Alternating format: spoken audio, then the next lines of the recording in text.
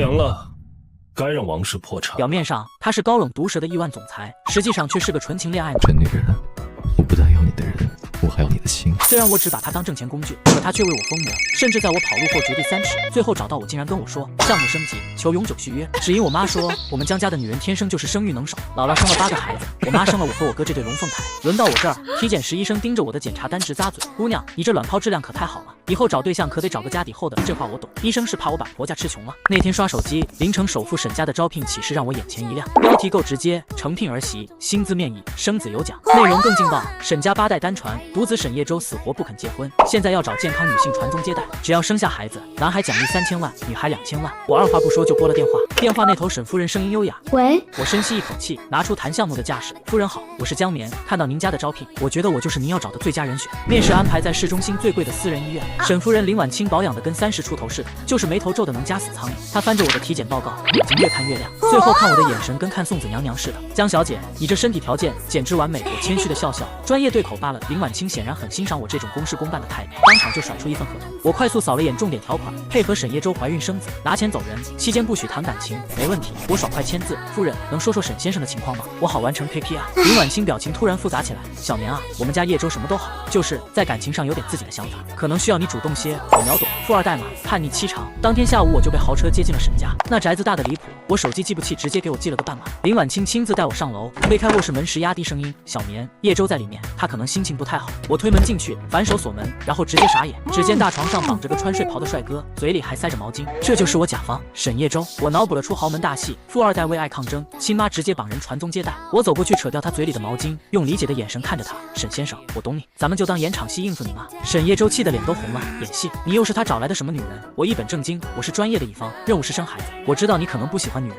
没关系，我们可以人工。胡说什么？他直接吼出来，谁说我不喜欢女人？我拍拍他肩膀，别嘴硬了，你爱男人也好，爱什么都行，只要完成 KPI，你的灵魂还是贞洁的。他看我的眼神像看神经病，你脑子有病吧？我淡定掏出项目计划书，现在不是讨论这个的时候，今晚是最佳受孕期，我们好的，给您半小时冷静。我转身去洗澡，身后传来他暴怒的吼声，给我回来解开。我关上门，心想这甲方真难伺候。洗完澡出来，沈叶舟已经气得没脾气了，躺在床上像看外星人似的看我，你到底是谁？他嗓子都哑了。江棉，你的合约妻子兼项目合伙人，我给他解绳子。沈先生，拖延对谁都没好处，他一得自由就躲老远，别过来。我摊手，行，但你妈肯定还有后招，长痛不如短痛，早完事早解脱。他沉默了，显然很了解他妈的手段。最后他咬牙说，你过来。那晚具体就不说了，只能说甲方嘴上不情愿，身体很诚实。完事后我累得不行，他突然问，喂，你为什么干这个？为了钱啊，我理直气壮，你们出钱我出肚子，公平交易。黑暗中他冷笑，就这么缺钱？缺！我翻身面对他，我就想倒钱躺平，这是最快的捷径。他没再说话。第二天醒来，沈叶舟已经不见了。林婉清乐呵呵地送来燕窝粥，问我昨晚项目进展。我点头。甲方虽然前期抗拒，但最终顾全大局完成了第1阶段。之后我就在沈家住下。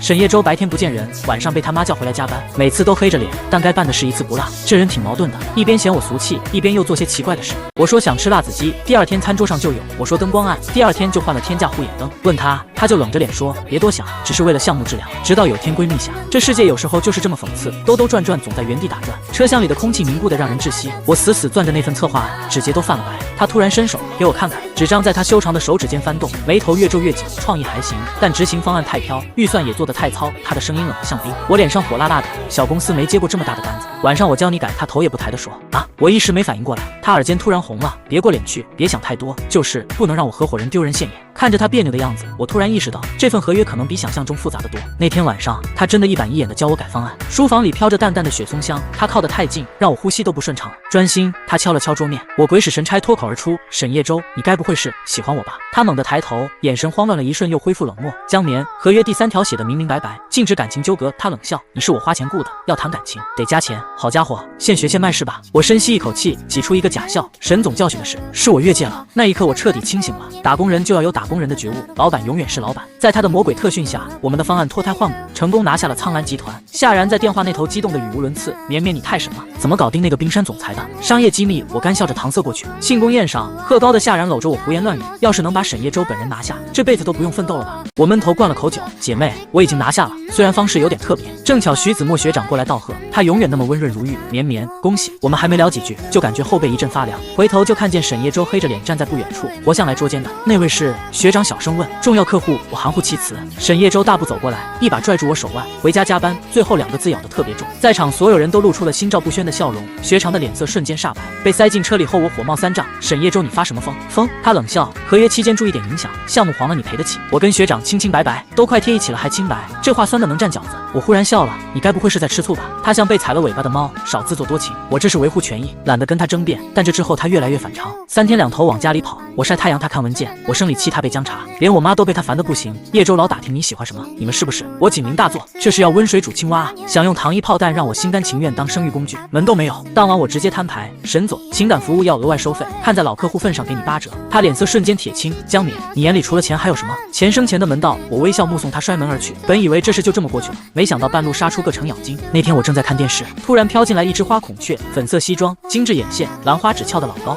叶舟呢？人家想死他了，这声音嗲得我鸡皮疙瘩掉一地。林一表情尴尬，在公司呢。这位彼得，王一屁股坐我旁边，上下打量，这就是新来的妹妹吧？突然压低声音，你跟叶舟到哪一步了？我还没反应过来，他就自报家门，我是叶舟最好的朋友，那个媚眼抛的，我顿时悟了。好家伙，原来沈叶舟好这口。那这段时间对我献殷勤是几个意思？拿我当挡箭牌。晚上沈叶舟一进门，彼得就粘了上去。叶舟人家等你等得好辛苦。看着他们拉拉扯扯，我冷笑起身。沈叶舟，解约吧。林婉清和彼得、王当场僵在原地，空气仿佛凝固了。什么意思？沈叶舟的声音明显绷紧了。我嗤笑一声，目光在他们3人之间扫视。沈先生，您这是在装糊涂吗？我江棉虽然爱财，但也有自己的底线。代孕这种事讲究1对1，你们这乱七八糟的关系我可伺候不起。我是来帮您生孩子的，不是来当同妻的。同妻？沈叶舟的眉头紧紧皱起。彼得，王夸张的拍着大腿。哎呦我的天，小姑娘你想到哪去了？少来这套，我只是沈叶舟的眼睛，您爱谁我管不着，但骗人就是您的不对了。这活我干不了，违约金我会想办法。说完我转身上楼收拾行李，身后传来沈叶舟压抑的怒吼：彼得，王，你给我滚出去！我充耳不闻，3下5除2就把行李收拾好了。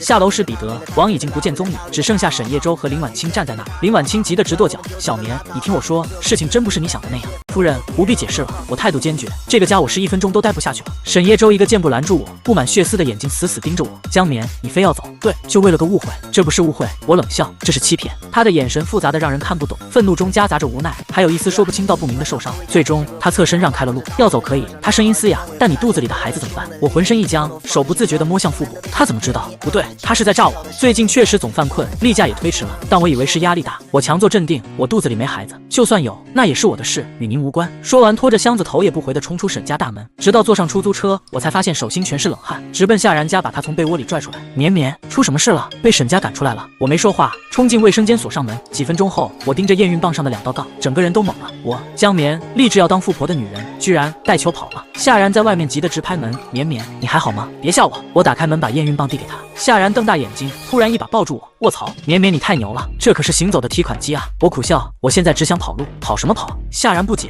这可是沈家的种，带回去他们不得把你当祖宗供着。我把彼得、王的事说了一遍。夏然气得直跳脚，渣男，骗婚的渣男，这孩子咱们自己养，还怕养不起吗？我点点头，没错，孩子是我的，跟那个骗子没关系。接下来几天，我们制定了详细的跑路计划，把公司托付给可靠的朋友，准备找个没人认识的地方安心养胎。换了手机号，注销了所有社交账号，彻底切断过去的一切联系。离开凌城那天，天空阴沉的像是要压下来。坐在去机场的出租车上，看着窗外飞速后退的街景，心里像打翻了5味瓶。说不难过是假的，虽然一直告诉自己这只是场交易，但人心都是肉长的，相处这么久，怎么可能毫无感觉？我甚至天真的以为他对我也有那么点真心，现在想来真是可笑。绵绵，别想了。夏然握住我的手，以后咱们娘仨好好过。我靠在他肩上点点头。再见了，沈叶舟，再见了，我的9000万美梦。我们选择了遥远的西凉作为目的地，那里有大漠孤烟，有千年古城，有与凌城截然不同的风景。我想在那里或许能开始新的生活，但我还是低估了沈叶舟的能力，或者说低估了一个准爸爸的执着。他深深吸了口气，仿佛用尽了毕生的勇气，声音有些发颤。江棉，我喜欢你，还记得你第一次跟我谈 KPI 时那副认真的样子吗？那时候我就觉得这姑娘真特别，后来我才明白，你不是特别，你是要了我的命。他的眼神里盛满了从未有过的真挚与脆弱，让我心头一颤。这3个月我找遍了整个凌城，都快疯了。江棉，别生气了，跟我回家好不好？我的眼泪瞬间决堤，原来这一切都是个天大的误会，原来他也在偷偷喜欢着我。看我哭得不能自已，他手足无措的想要帮我擦眼泪，却又不敢贸然碰我。别哭，都是我不好。他慌乱的哄着我，一边抽泣一边捶打他他的胸口。你这个混蛋，为什么不早点说？你知道我这段时间话没说完，就被他一个炽热的吻堵了回去。这个吻里带着风尘仆仆的气息，夹杂着失而复得的狂喜和无尽的思念。当他终于放开我时，额头抵着我的额头，气息不稳地问：现在愿意跟我回家了吗？看着他布满血丝的双眼和掩饰不住的疲惫，我轻轻点了点头。本以为误会解开后就能顺利步入婚姻殿堂，没想到现实给了我当头一棒。回到临城的第二天，一位不速之客空降沈家，我那从小管我管到大的龙凤胎哥哥江川，当初应聘沈家的是我瞒着他，现在不仅带球回来，还带回了求他爹，这下可瞒不住了。江川端坐在沈家那张能容纳20人的豪华沙发上，气场全开，把对面的沈叶舟衬得像是个被丈母娘刁难的毛脚女婿。所以江川慢条斯理地品着林婉清亲手泡的大红袍，眼皮都不抬一下。你就是那个让我妹妹未婚先孕的？沈叶舟挺直腰板，是的，江大哥，我一定会对绵绵负责。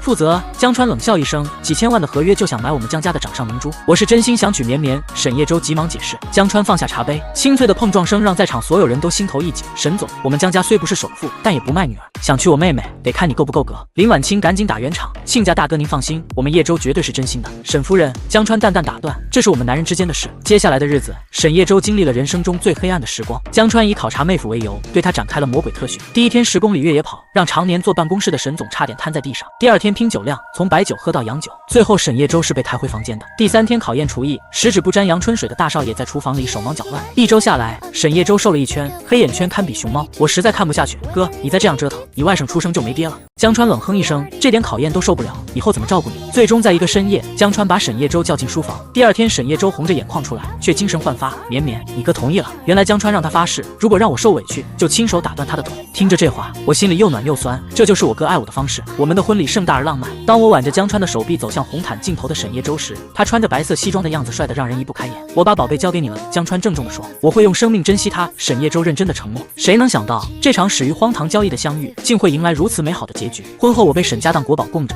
特别是林婉清，看我的眼神比看送子娘娘还虔诚。产检时医生宣布，恭喜，是3胞胎男孩。这个消息让沈家炸开了锅，林婉清激动得差点晕过去。沈家8代单传的魔咒终于破了。生产那天，沈叶舟坚持陪产，我在里面疼得死去活来，她在旁边哭得像个孩子。我们不生了，以后再也不生了。当3个皱巴巴的小家伙平安降生后，林婉清当即宣布要给全城发3天红包。醒来时，沈叶舟握着我的手亲吻，老婆辛苦了。那个我的 KPI， 我虚弱地问。她忍俊不禁地刮了下我的鼻子，小财迷，1分都不会少。第二天看到银行短信里9000万的到账提醒，我差点从病床上蹦起来。不仅实现了财务自由，还白捡了个高富帅老公和3个萌。原以为生完孩子拿到奖金，这事儿就算翻篇了，谁知道啊，这才刚开了个头。我们江家祖传的易孕体质真不是盖的，结婚后算是彻底显灵了。3胞胎刚满周岁没多久，对，又怀上了。这回更绝，直接来了个4胞胎，2男2女。婆婆林婉清知道后乐得合不拢嘴，二话不说就往我卡里打了1个亿，说是奖金加改口费。看着银行短信里那一串名，我差点没乐晕过去。倒是沈叶舟的脸色一天比一天难看，她现在最怕的就是晚上回房。用她的话说，这哪是夫妻生活，简直就是在玩俄罗斯轮盘赌，指不定哪天家里就人口爆炸了。可该来的躲不掉，4胞胎刚会走路，对，我又怀上了，这次是3胞胎，清一色的小子。算下来家里已经有10个熊孩子了。沈家那栋大宅子现在天天跟打仗似的，从1岁到4岁的小祖宗们所向披靡，走到哪儿拆到哪儿。古董花瓶成了涂鸦板，限量版沙发变身蹦床，连婆婆养的几只波斯猫都被追得整天蹲在房梁上不敢下来。家里请了10几个保姆都忙不过来，天天人仰马翻的。以前婆婆总念叨着要儿孙满堂，现在她最大的心愿是世界和平。这位曾经优雅的贵妇人现在整天追在孩子屁股后头收拾烂摊子，嗓门越来越大，